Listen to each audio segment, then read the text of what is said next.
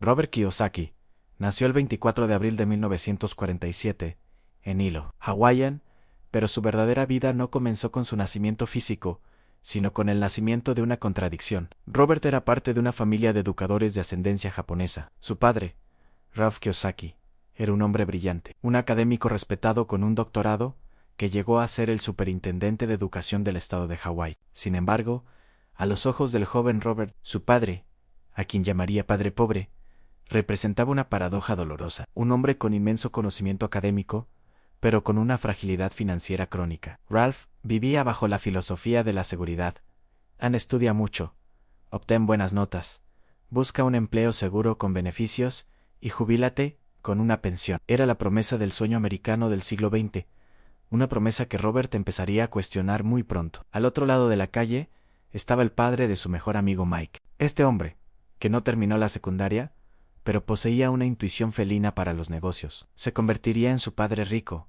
Mientras el padre pobre decía «no puedo permitírmelo», el padre rico preguntaba «¿cómo puedo permitírmelo?». Esa diferencia semántica fue la chispa que incendió la mente de Robert. El crisol de Vietnam antes de ser un gurú financiero, Kiyosaki fue un guerrero. Siguiendo el consejo de su padre rico de buscar experiencias que lo pusieran a prueba, Robert se unió a la Marina de los Estados Unidos. Se formó en la Academia de la Marina Mercante de Nueva York y se graduó como oficial de cubierta, pero el destino lo llamó a los cielos. Se convirtió en piloto de helicóptero artillero en el Cuerpo de Marines durante la Guerra de Vietnam. En la selva, Robert aprendió lecciones que ningún libro de economía podría enseñar en el liderazgo bajo fuego, la disciplina del miedo y la importancia de la misión sobre la comodidad. Vietnam fue su bautismo de fuego. Allí comprendió que la supervivencia dependía de la capacidad de observar el entorno y adaptarse, una habilidad que más tarde trasladaría al campo de batalla de Wall Street y el sector inmobiliario. La escuela de Xerox. Al regresar de la guerra,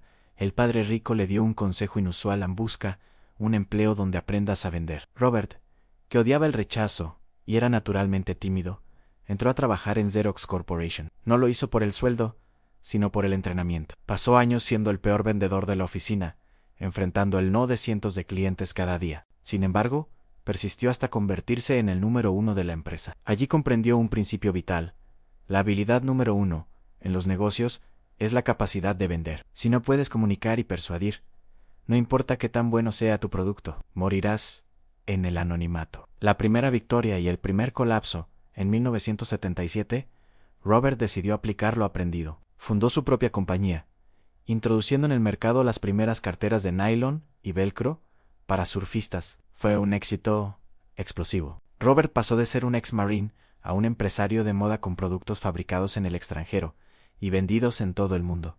Pero el éxito temprano es un maestro peligroso. La arrogancia y la falta de control financiero, los mismos errores que su padre rico le había advertido, llevaron a la empresa a la quiebra.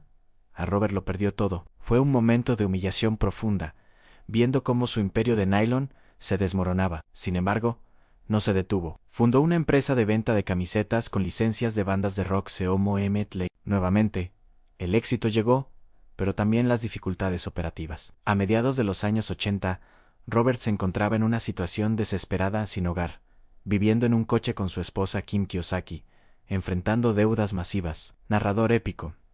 Este fue el punto más bajo de su saga. El hombre que decía saber sobre dinero estaba durmiendo en un Toyota marrón. Fue en ese invierno de desesperación donde Robert y Kim forjaron su alianza.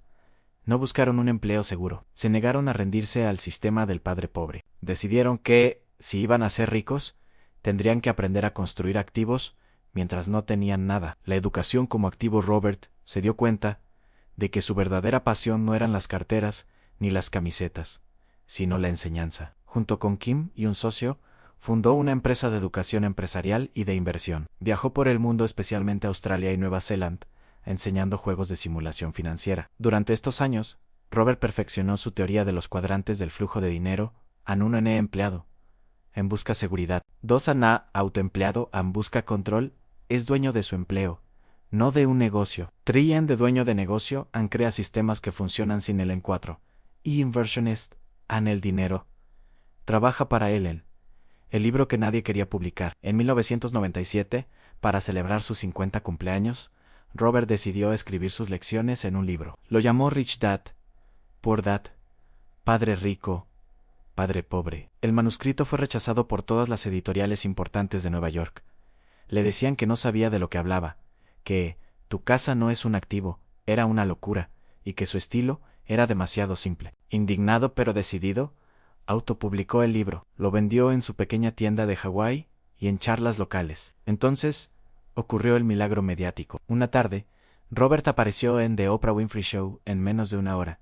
El libro se convirtió en un fenómeno mundial. La simplicidad de su mensaje y el ataque directo al sistema educativo tradicional resonaron en una clase media que se sentía atrapada en la carrera de la rata. La filosofía del flujo de caja. Robert Kiyosaki no solo vendía libros, vendía una nueva psicología. Su definición de activos y pasivos era revolucionaria. Activo: algo que pone dinero en tu bolsillo. B: bienes raíces, rentados. Acciones, derechos de autor. Pasivo: algo que saca dinero de tu bolsillo, tu casa donde vives, tu coche, tus deudas de consumo. Se convirtió en el apóstol de la deuda buena. Mientras otros gurús financieros se como Dave Ramsey y predicaban que toda deuda era mala, Kiyosaki enseñaba que la deuda utilizada para comprar activos que se pagan solos es la herramienta más poderosa de los ricos. Se convirtió en un gigante de los bienes raíces, acumulando miles de unidades habitacionales y hoteles, utilizando el apalancamiento bancario y los beneficios fiscales para construir una fortuna masiva sin pagar impuestos legalmente. Cashflow: el juego de la vida. Para que la gente entendiera su filosofía, creó el juego de mesa Cashflow. No era solo un juego, era un simulador de vida que enseñaba a las personas a salir de la carrera de la rata mediante la inversión. El juego se convirtió en una herramienta educativa, utilizada por clubes de inversión en todo el planeta. El gurú de la tormenta. A medida que avanzaba el siglo XXI, Kiyosaki comenzó a adoptar un tono más oscuro y profético. Predijo la crisis financiera de 2008 antes de que ocurriera. Comenzó a atacar ferozmente al sistema de la Reserva Federal, llamando al dólar dinero fiduciario o dinero falso. Se convirtió en un defensor acérrimo de los activos reales: oro, plata y Bitcoin. Su retórica se volvió cada vez más política y apocalíptica, advirtiendo sobre el colapso del sistema de pensiones y la muerte de la clase media. A pesar de las críticas de economistas tradicionales que lo tildan de alarmista, sus seguidores crecieron, viendo en él a un hombre que no tiene miedo de decir la verdad sobre el sistema bancario. La controversia de la riqueza.